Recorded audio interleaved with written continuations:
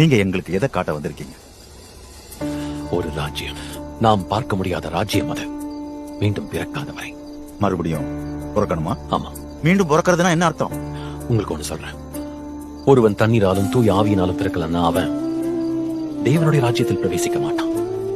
மாம்சத்தினால் பிறப்பது மாம்சமாயிருக்கும், நிச்சயமா.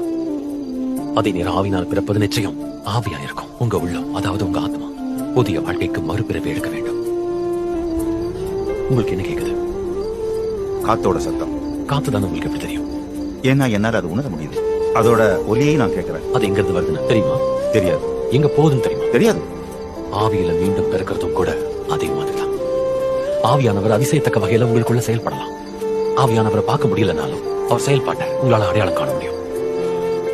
உங்களுக்கு ஞாபகம் இருக்கா? பாரான் வனாந்தரத்தில் ஜனங்க அதை நோக்கி பார்க்கணுங்கிறதுக்காக பாலைவனத்துல மோசே வெண்கல சர்ப்பத கம்பத்தின் மேல தூக்கி வச்சார். அந்த மாதிரி மனுஷகுமாரன் உயர்த்தப்படுவார். அதனால அவரை விசுவாசிக்கிறவன் நித்திய ஜீவனம் பெறுவான். ஆனா நம்மளோட மக்கள் பாம்பு கடியால ஒண்ணு சாகலையே. வரி விதிப்பு அடக்குமுறையால அவங்க இறந்துட்டு இருக்காங்க. ரோமர்கள் கிட்ட இருந்து மக்களை விடுவிக்கிறாங்க. அப்ப இதுல இருந்து ஆவிக்குரிய மரணத்துல இருந்து, பாவத்துல இருந்து விடுவிக்க வந்திருக்கேன்.